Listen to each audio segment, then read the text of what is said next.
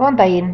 Í þessu myndbandi ætlum við að skoða helstu gröf í R.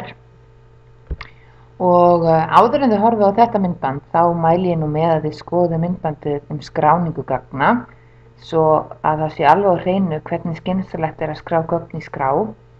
Hvernig við svo lesum inn skrána, það myndband það, gögn lesin inn í R. Og einnig hvernig má kanna hvort breytur séu réttri gerð og breytum því ef við þurfum. Og þið sjáuð allt það í myndbandinu gögn skoðuð eftir innlertur í R. En við munum bara halda áfram að vinna með gögnin sem í puls.csv skráni sem finna má á þessari slóð. En við ætlum sérst að skoða myndræna framsetningu hér og við byrjum á því að skoða myndræna framsetningu á strjálum breytum.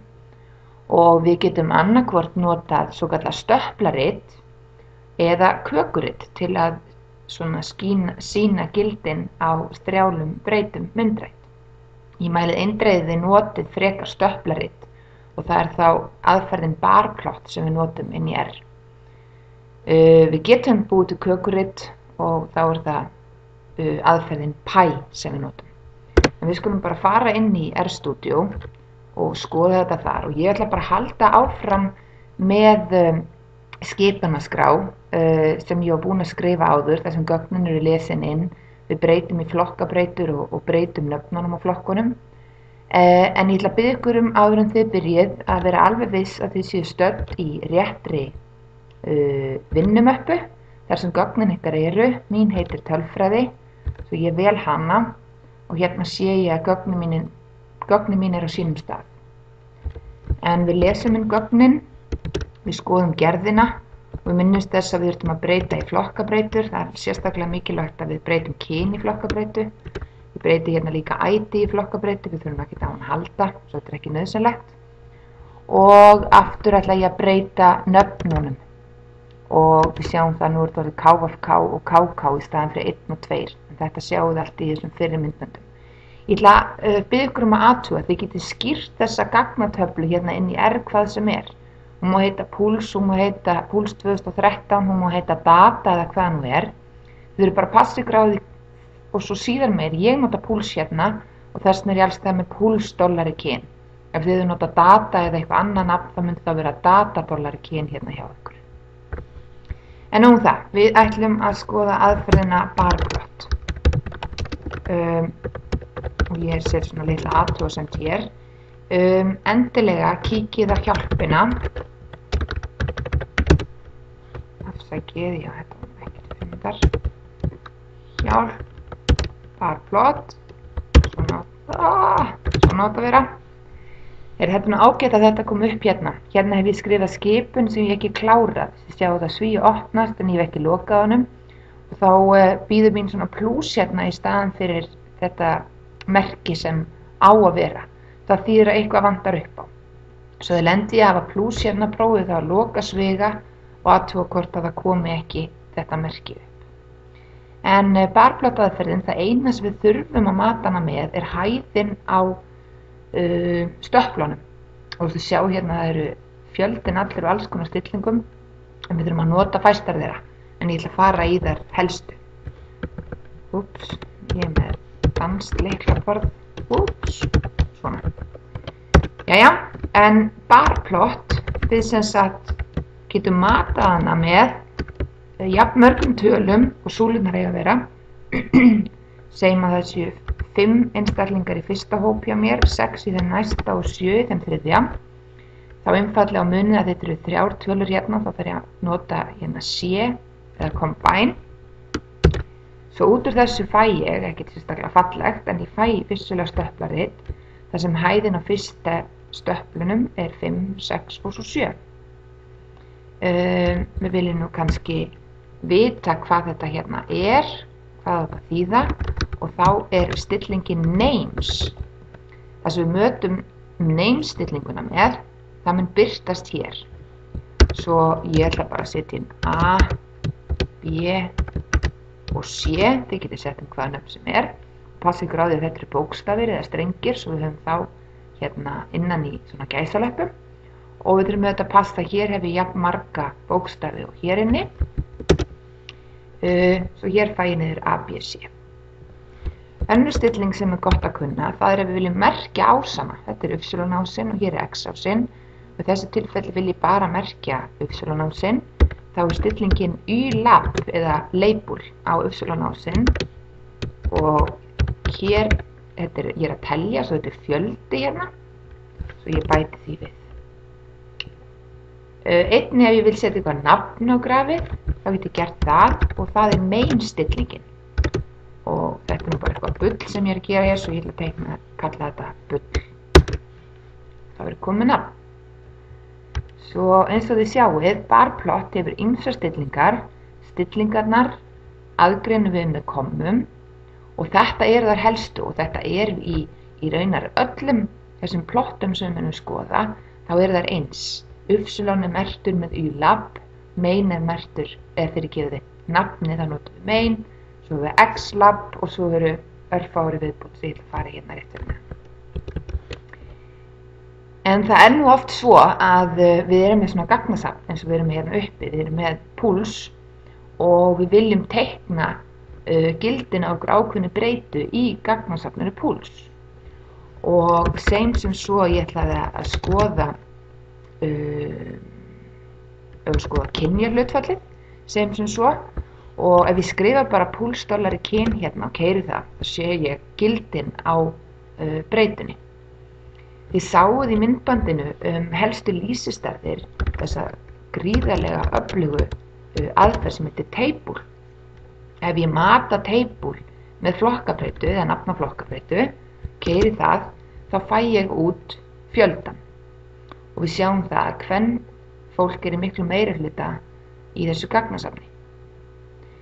Barplot-aðferðin, það sem við þurfum að mata hana með, eru hæðirnar, eða hæðin á súlunum og það akkurat það sem table-aðferðin skilar okkur. Svo í staðinn fyrir að gera eins og fyrir ofan, að mata barplot með tölunum sjálfum, sem í okkar tilfelli ef við ætlum að teikna breytun á kyn væri 93 og 56, þá einfaldlega mötum við barplot aðferðina með því sem kemur út úr table. Skoðum þetta. Sjáðu ég hef barplot í opnasvega, ég mata hana með því sem kemur út úr table og svo loka ég sögunum. Þetta nú ekki alveg fullkomið en þetta eitthvað í áttina. Merkingarnar eru einfaldlega bara gildin hérna, nöfnin á flokkunum okkar hérna inni. Hér viljum við mögulega merkja ásinn og jafnvel viljum við lengja þennan ás hérna. Hafa hann sem sagt hærri heldur en hæsta,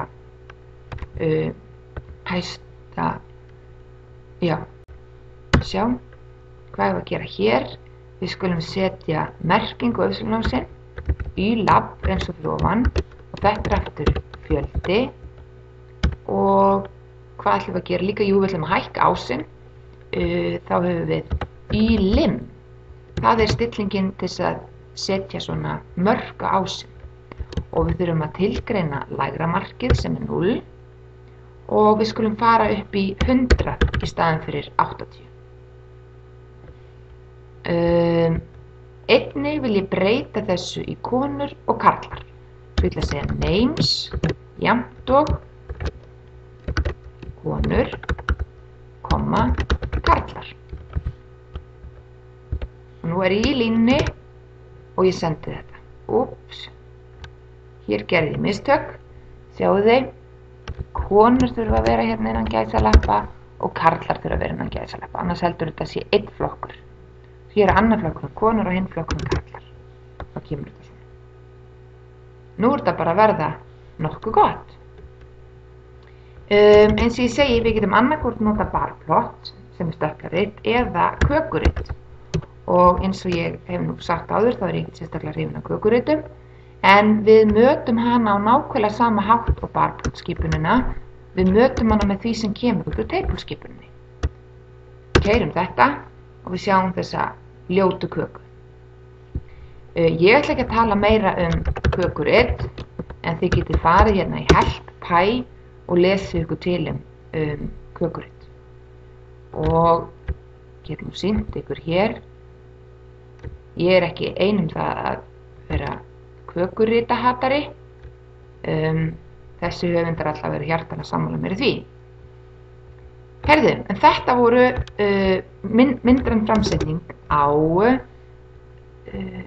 strjálenbreytum.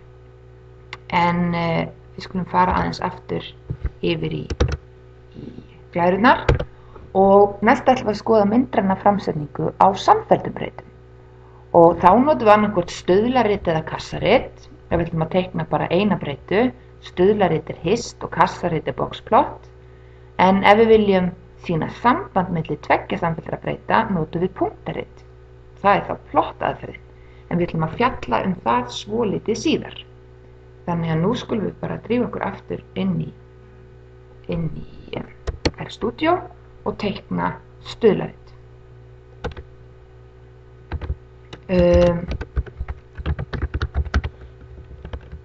Merkja þetta hér, kökurit. En stuðlarit, við notum hist og við mötum stuðlarit með nafninu á breytunum sem við viljum teikna. Og við segjum sem svo að við viljum teikna breytuna hæð. Og gerum við það einfallega svona. Þetta er ekkert sérstaklega fallegt, eins og við sjáum, við viljum mögulega setja annað nafn, við viljum merkja ásun öðruvísi, þetta er þessar sjálfgefnu stillingar. En það er nákvæmlega eins og ofan, ég get notað main fyrir titilinn, hér ætla ég bara að skrifa stuðlarit. Ég ætla að nota Lab fyrir merkinguna ásinn, það er fjöldi og ég ætla að þetta er hæðamælingar og þá nota ég Lab að þetta er ásinn og hér skrifa ég hæð. Svo aftur, við mötum hana með nafninu, svo koma þessar stillingar sem við aðgreinum með kommum og keyrum þetta og þetta lítur miklu betur. Þið sjáuð að hist aðferðin, hún skiptir þessu bara upp í skynsamlega flokka fyrir mig og við þurfum ekkert sjálf að byrja að telja hvað er margir í hverjum flokki, aðferðin gerir þetta fyrir okkur. Ég vil nefna samt að það er til stilling hérna, við getum lesið það í help hist sem heitir breaks ef þið viljið eitthvað sjálf ráða hvernig flokkarnir skiptast. Þetta var þessi stuðlarit og hitt var kassarit og það er aðferðin boxplot. Og ég er mjög hrifin af kassaritum en þau eru ekkert rosalega mikið notuð. En skoðum þau aðeins, puls, hæð, ég ætla að teikna kassarit af hæð og ég keyri það og þið sjáuð hérna þetta fína kassarit. Nú eru ásinn minn, það eru það sem ég er að skoða og í þessu tilfelli er það hæð. Svo við setjum merkingu þar á, hæð og munið eftir í kassaritum þá er strikið hérna, lægsta mælingin í þessu tilfelli hér, strikið hérna upp er svo hæsta, af því það er ekki neini punktar hérna fyrir utan. Svo við fyrsta fjórðungamarkið, miðgildið, ekki meðaltalið, munið það, og þriðja fjórðungamarkið. Svo það má lesa út úr boxplottinu. Við getum líka teiknað svolítið flottara kassarit og ég ætla að leyfa mig bara að kópera þessa línu og líma hana hérna fyrir neðan. Og ef við viljum, eins og ég segi hæð, við viljum mögulega teikna einn kassa fyrir stúlkur og einn fyrir drengi eða karla og konur, þá getum við bætt hérna fyrir aftan púlsdollari hæð, tilda og nafni á flokkabreytu sem hjá okkur er kyn. Og það þýðir, ef við bara keyrum þetta hérna, að nú fæ ég einn kassa fyrir karla og annan fyrir konur. Og geta borið saman við sjáum að karlarnir eru svona hærri heldur en konurnar. Ég held að ég láti þetta nægja myndræna framsetningu í R, nema það að ég vil enda á því að sýna ykkur hvernig við geymum myndirnar. Og nú þurfum við búin að búa til allar þessar fínu myndir. Þá þegar við höfum myndina hérna fyrir framan okkur, þá getum við farið í export-knappinn og farið hérna annarkvort búið til PDF-skjal með þessari mynd eða farið hérna í Save Plot as Image. Og ég ætla að gera það. Hér get ég valið hvort þetta á PNG-mynd, JPEG-mynd eða hvað nú er. Ég ætla bara að velja JPEG hérna. Ég get valið stærðin á myndinni. Segjum að ég vil hafa hana svona svolítið lengri hérna eða breiðari. Þá ger ég það hér. Hér vel ég möppuna því ég vil að myndin geymist í og sjálfgefna stillingin er vinnumappan og hér skýri ég myndina, kassarit. geymi og þá myndin komin í vinnumettuna. Ég enda því að geyma skipunarskrána mína og þakka fyrir. Takk, bless.